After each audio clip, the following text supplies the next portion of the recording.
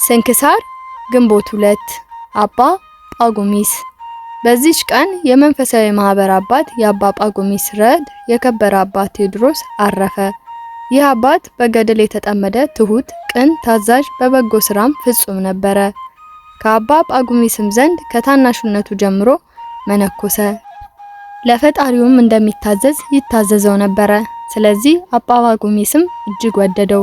በላዩም የመንፈስ ቅዱስ ጸጋ አድራበታለችና በአንድነት ለሚኖሩ መነኮሳት ሁሉ አጽናኝና አረጋጊ ሆነ።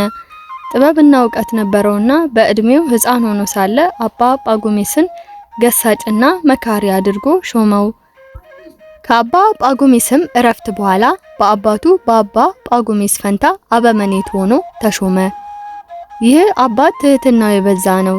ከዚህ ከኃላፊው ዓለም ክብር ይሸሽ ነበረ።